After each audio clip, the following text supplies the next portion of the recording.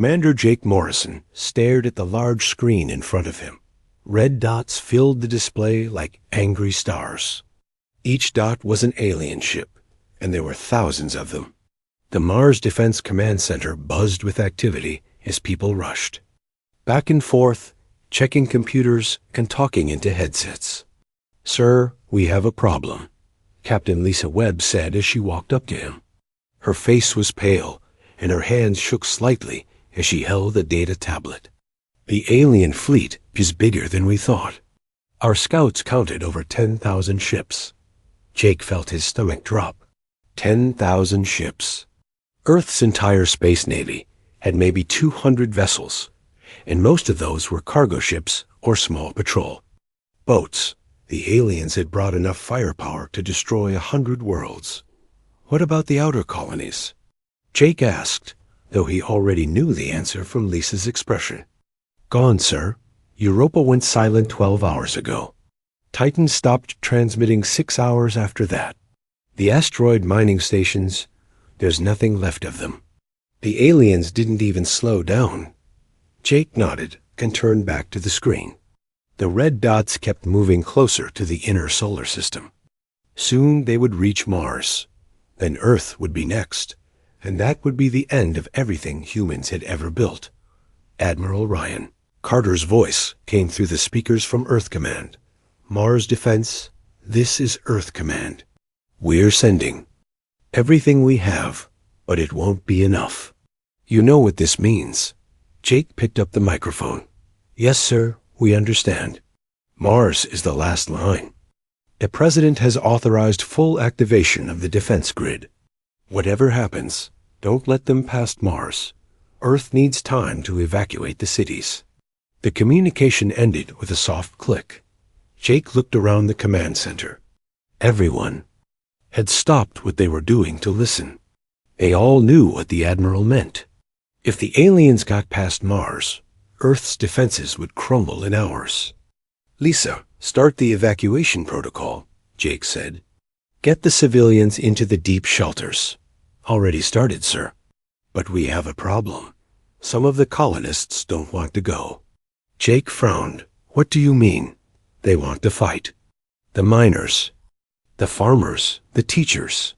They're all volunteering to stay and help defend Mars." Through the command center's windows, Jake could see the red landscape of Mars stretching into the distance. 2 million people lived on this planet now. They had spent their lives turning this dead world into a home. They had built cities under protective domes, grew food in underground gardens, and raised their children to be the first generation of true Martians. Lieutenant Colonel Amy Brooks walked into the command center, her uniform dusty from the evacuation. "Sights. Sir, we have 40,000 civilians who refuse to evacuate. They want to fight. They're not soldiers, Amy." "No, sir, but they know how to use mining equipment. They know every tunnel and cave on this planet, and they're angry." "Really?" Angry, Jake understood. These people had worked for decades to build something beautiful on Mars. They had turned a lifeless rock into a world where children could play and families could grow. Now aliens wanted to take it all away. "Fine," Jake said. "Get them organized. But make sure they understand what they're signing up for." Major Steve Martinez came running into the command center, his face excited. "Sir, the defense grid is coming online. All systems are responding." Jake felt a small spark of hope. The Mars defense grid had been humanity's biggest secret for 20 years. Hidden under the planet's surface, it was a network of weapons and shields that could turn Mars into the deadliest fortress in the solar system. "How long until full activation?" Jake asked. 6 hours, sir. The quantum computers are running through the final checks now. The defense grid was more than just weapons. It was smart.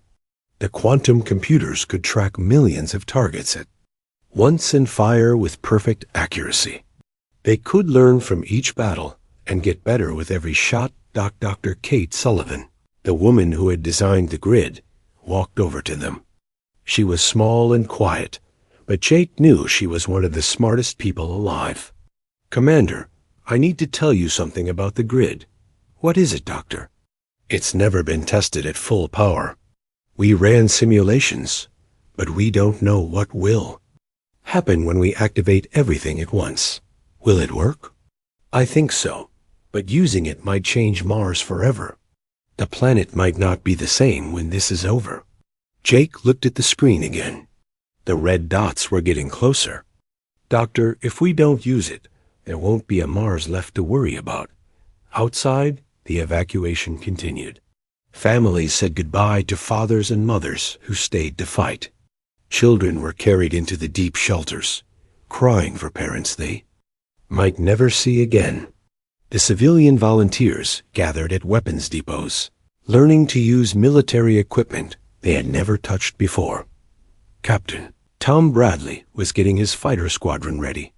The Mars Defenders were the planet's only space-based fighters, and they would be the first to meet the alien fleet. Tom's pilots were good, but they had never fought a real battle before. How many ships do we have? Jake asked Lisa. 53. Combat vessels, sir.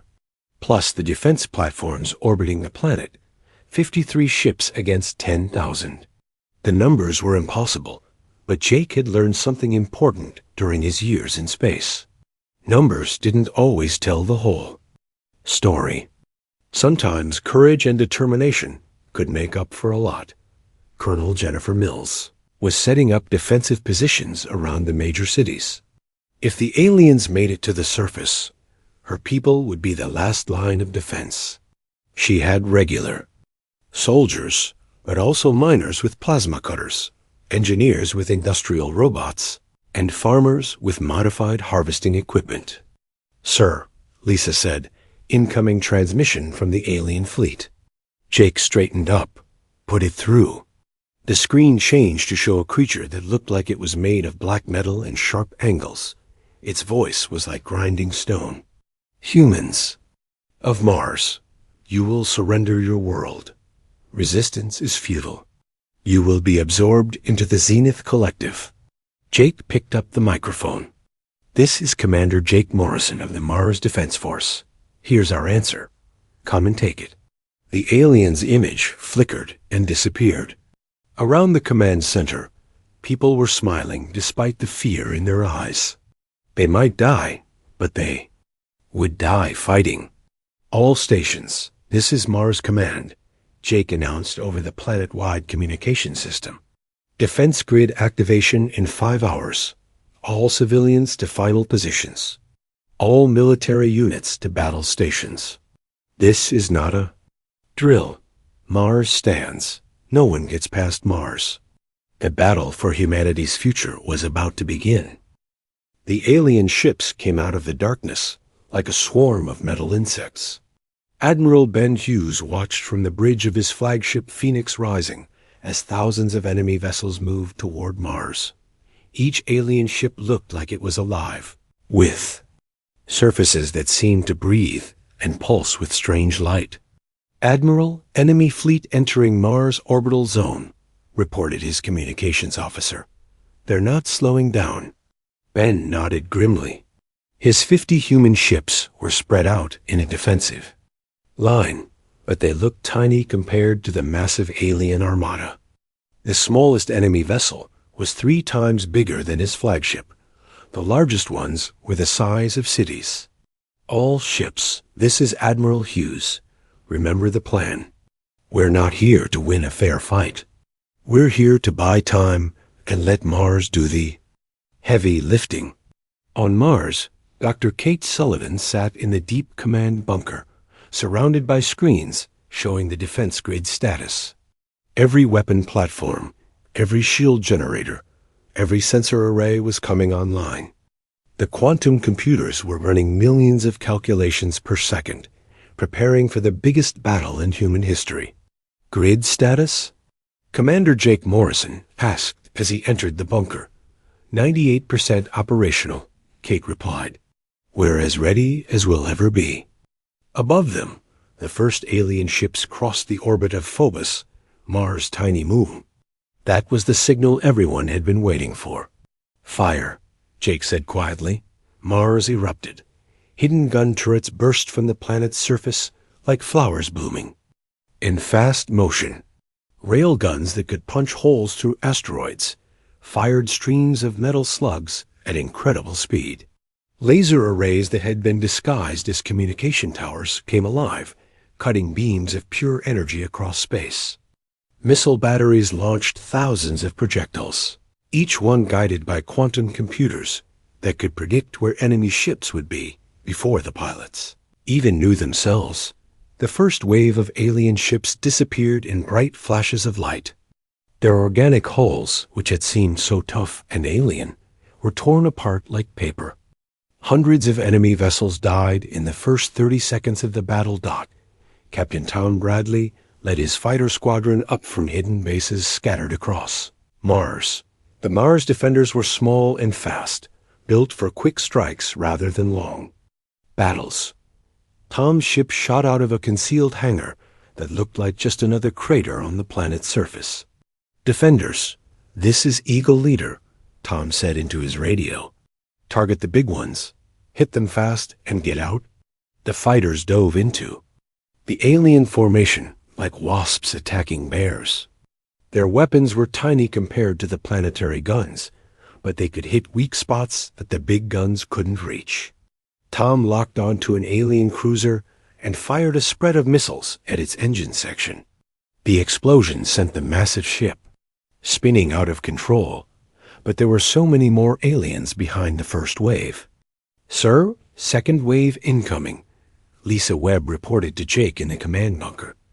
"They're adapting to our tactics." The aliens had learned from watching their ships die. The new wave came in at different angles, using the wreckage of the first wave as cover. Their return fire began hitting Mars defense platforms. Colonel Jennifer Mills watched from her command post as the first alien landing craft broke through the orbital battle. The ships were smaller than the main fleet vessels, but each one carried hundreds of alien soldiers. They came down like burning meteors, aiming for the cities. "All ground units, this is ground command," Jennifer announced. "Enemy landing craft approaching New Phoenix and Port Armstrong. All civilian fighters to defensive positions." The civilian volunteers had been organized into groups based on their jobs. The miners knew how to handle explosives and heavy equipment. The engineers understood the city's layout and could set up ambushes in the maintenance tunnels. The farmers had turned their harvesting robots into mobile weapons platforms. Dr. Mike Roberts, who had been a geology professor just 2 days ago, now found himself leading a squad of former students in defending the university district. They had set up barriers using mining equipment and were armed with weapons they barely knew how to use. "Professor, are we really going to fight aliens with rock drills?" asked Janet King, who had been his best student in planetary formation. "Theory, if that's what it takes," Mike replied, checking his weapon for the 10th time. "These are our homes, Janet. Our lives, our future." The first alien landing craft touched down in the industrial sector of New Phoenix. The ship's doors opened like a blooming flower, and creatures poured out. The aliens were tall and thin, with too many joints in their arms and legs. They moved like spiders, fast and creepy. Jennifer's soldiers opened fire from prepared positions. The miners triggered explosive charges that brought down building facades on top of the aliens. The engineers released industrial chemicals that ate through alien equipment like acid. But the aliens kept coming. In space, Admiral Hughes was running out of ships.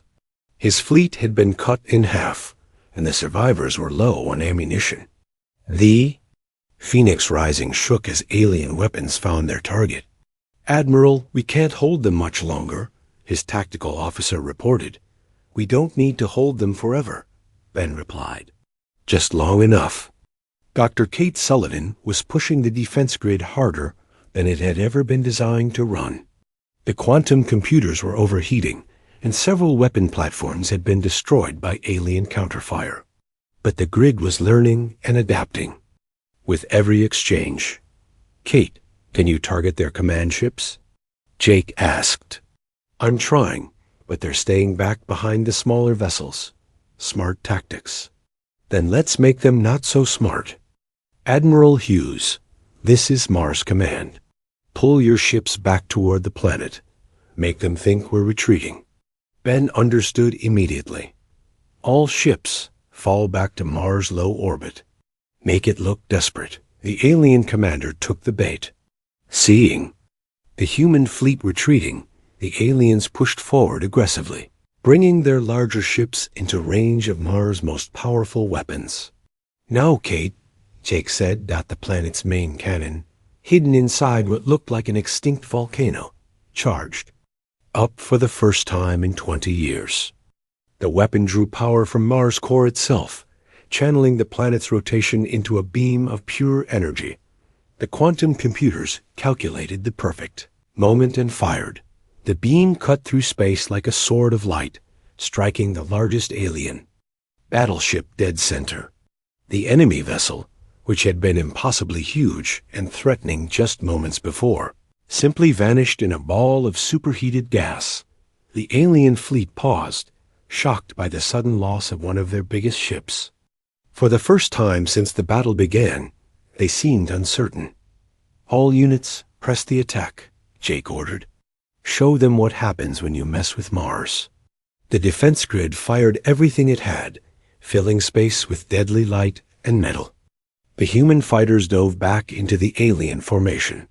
The ground forces pushed back against the landing parties. Mars was bleeding and burning, but Mars was fighting back. And for the first time, the aliens were retreating. For 3 days and nights, Mars fought like a cornered animal. The defense grid fired non-stop, turning space around the red planet into a graveyard of alien ships.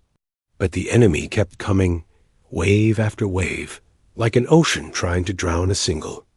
Rock. Commander Jake Morrison had not slept in 60 hours. His eyes were red and his hands shook from too much coffee, but he stayed at his post in the command bunker. The screens around him showed the battle's terrible cost. Half of Mars' defense platforms were gone. The ammunition stores were running dangerously low. Sir, we have a problem, Captain Lisa Webb said, her voice hoarse from exhaustion. The shield. Generators are failing. We're down to 30% power. Jake looked at the tactical display. The aliens had learned from their losses. Instead of charging straight at Mars, they had brought up massive siege ships, floating fortresses designed to crack open planets like nuts. These new vessels stayed far back, pounding Mars with weapons that could melt mountains. How much ammunition do we have left? Jake asked. Maybe 12 hours at current rate of fire, Lisa replied. Less if they bring up more siege ships. In space, Admiral Ben Hughes was fighting a losing battle with what remained of his fleet. The Phoenix Rising was held together by emergency repairs and pure determination. His pilots had been in their fighters for days, surviving on energy drinks and raw courage. Admiral, this is Eagle Leader, came Captain Tom Bradley's voice over the radio. His fighter squadron was down to 6 ships from the original 24. We can't keep this up much longer. The aliens are wearing us down. Ben looked at his tactical screen. The enemy had them surrounded, slowly tightening the noose. Soon, Mars would be on its own. Down in the planet's deep tunnels. General Patricia Lee was making the hardest decision of her military career. She stood in a secure conference room with Dr. Robert Kim, the chief geological engineer, and several other scientists. Tell me about the core protocol, Patricia said. Dr. Kim's face was pale. It's theoretical, General. We've never actually tested it. The idea is to use controlled explosions in the planet's crust to trigger volcanic activity. The debris and gas clouds would make it nearly impossible for ships to get close to Mars. What's the downside? We might destroy the planet. The seismic activity could cascade out of control. Mars could tear itself apart. Patricia stared at the geological charts spread across the table. Red lines showed fault zones and magma chambers beneath the planet's surface. If they triggered the wrong explosion, or if the timing was off, they could kill everyone they were trying to save. How long would we have to evacuate if something goes wrong? She asked. Maybe an hour. Maybe less. Through the speakers, they could hear the constant rumble of explosions as alien weapons hit the surface above. Every few minutes, the lights flickered as another defense platform was destroyed. General, Dr. Kim said quietly, there's something else. If we trigger the protocol, Mars will never be the same. The terraforming project, all the work we've done to make this planet livable, it will all be undone. Mars will go back to being a dead world. Patricia closed her eyes. 2 million people had made Mars their home. They had spent generations turning this cold, airless rock into something beautiful. Gardens grew in underground chambers. Children played in parks under protective domes. Families had built lives here. But if they didn't act, those same families would die when the aliens broke through. Do it, Patricia said. Activate the core protocol. Dr. Kim nodded and began entering codes into his computer. Around Mars, hidden. Charges that had been placed in fault lines and volcanic chambers years ago began their deadly countdown. In the orbital battle, things were getting desperate. Squadron leader Nicole Davis led the last 3 human fighters in a suicide run against an alien siege ship. Her weapons were almost empty, but she had to try something. This is Phoenix 3, Nicole said into her radio. Going in hot. Tell my kids I love them. Her fighter dove toward the massive alien vessel, dodging defensive fire that lit up space like deadly fireworks. She fired her last missiles at the ship's main gun, and then rammed her fighter into the weapon's targeting. A ray.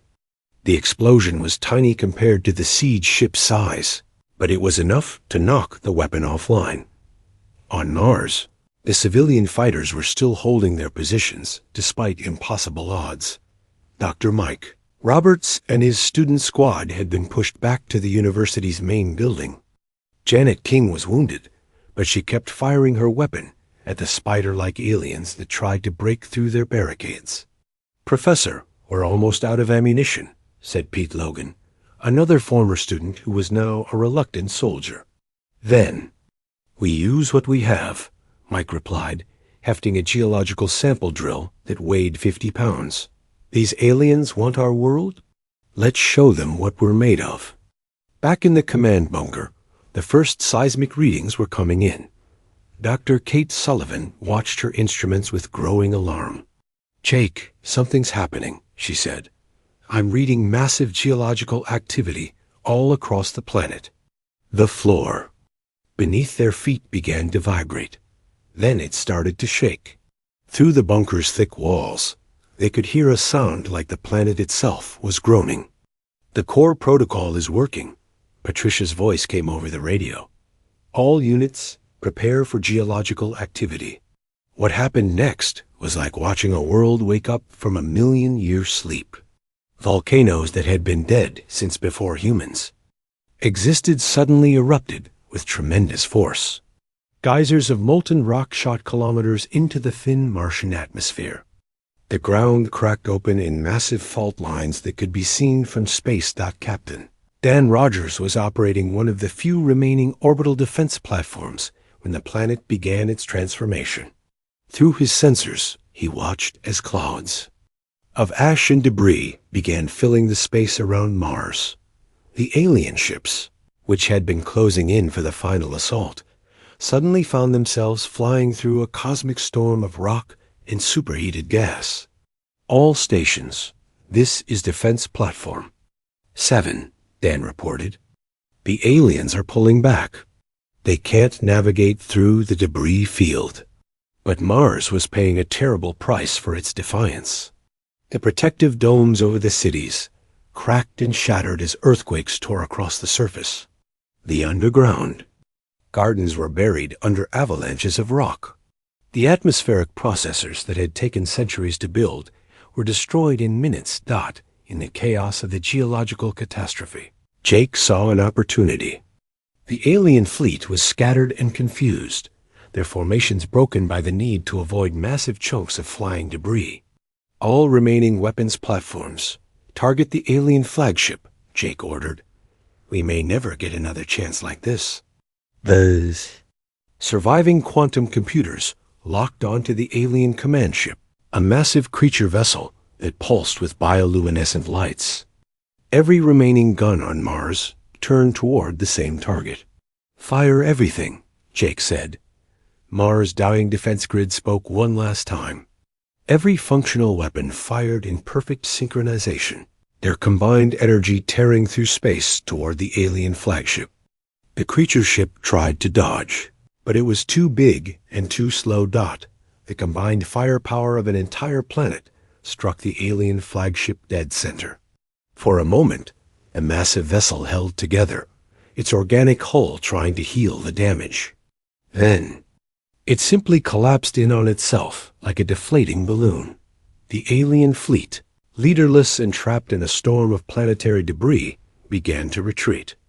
Mars had won, but at a cost that would haunt the survivors forever. The alien fleet fled into the darkness like frightened animals.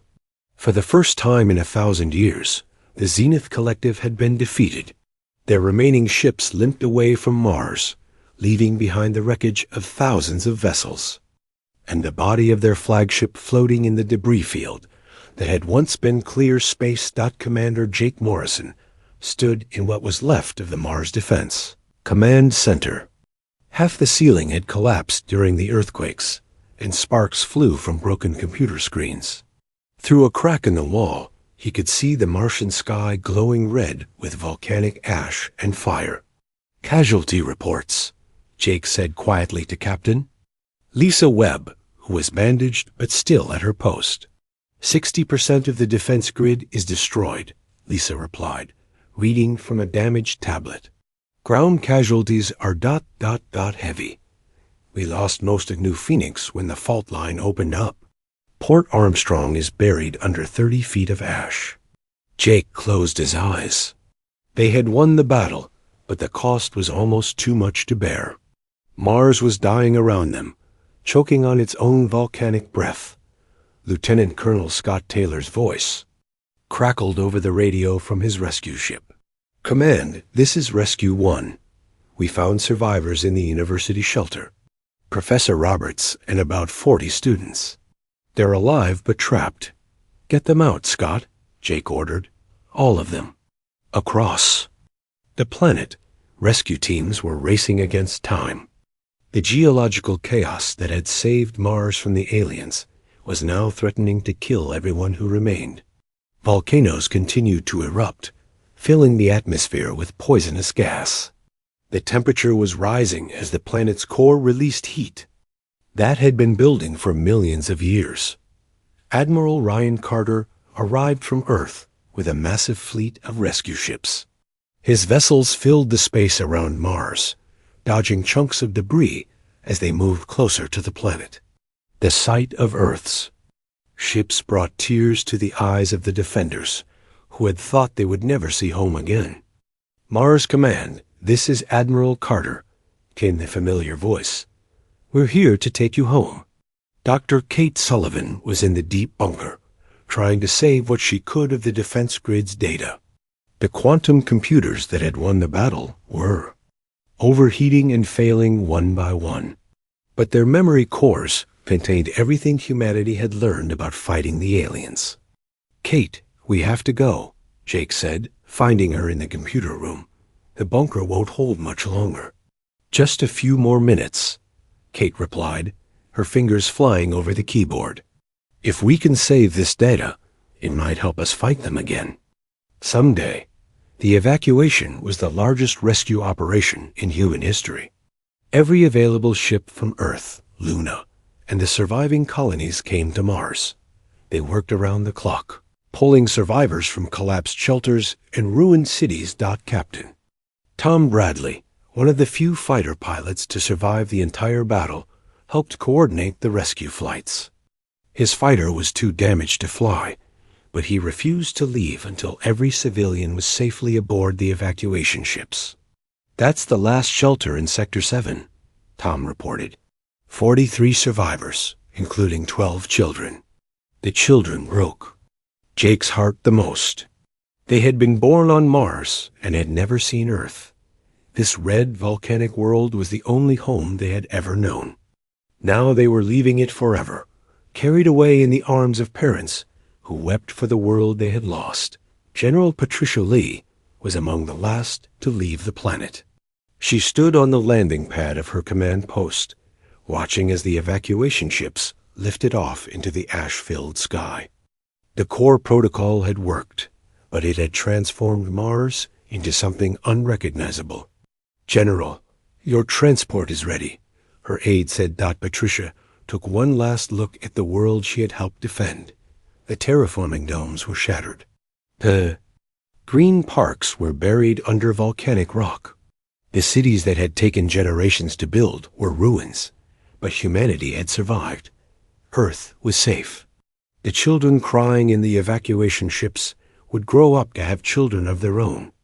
"I'm ready," Patricia said, and walked toward her ship. Captain Helen Wright was piloting one of the last evacuation vessels to leave Mars.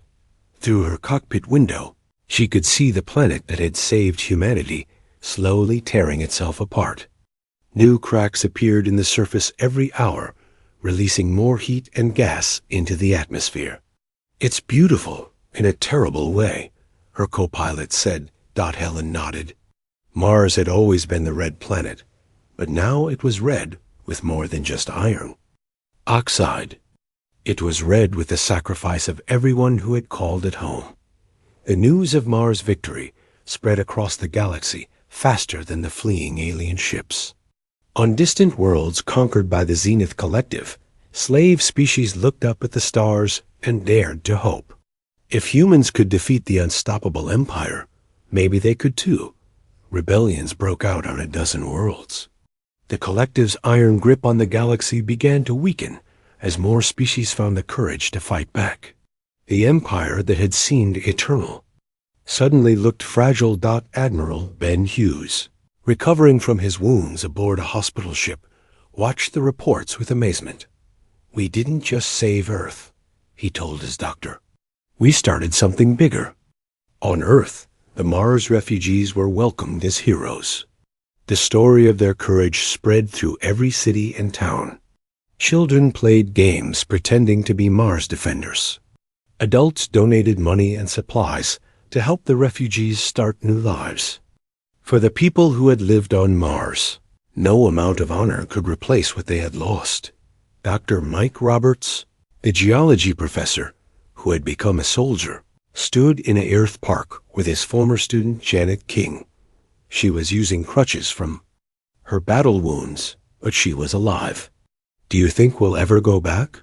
Janet asked, looking up at the red dot in the evening sky. "Someday," Mike said. "Maybe not us, but our children or their children. Mars is still there, and it's still ours." The defense grid's quantum cores were eventually recovered from the ruins and studied by Earth's best scientists. The technology became the foundation for humanity's next generation of weapons and defenses. But more importantly, it proved that human courage and determination could overcome any enemy. Commander Jake Morrison was the last person to leave Mars. He stood alone on the landing pad, sending a final message to Earth Command. Human defense. Grid deactivated. Mission accomplished. Mars held the line. No one got past Mars. Years later, Mars would be rebuilt. Not as a garden world, but as a fortress and a monument. The red planet became a symbol that echoed across the galaxy. Humanity would never surrender, and any enemy who threatened Earth would face the same fate as the Zenith Collective. The planet that had saved humanity bore the scars of its sacrifice. Forever. But those scars were badges of honor, reminders that freedom is not free, and that ordinary people can do extraordinary things when everything they love is threatened. Mars remained red, but now it was red with pride as much as iron. The planet had died so that humanity could live, and that sacrifice would never be forgotten.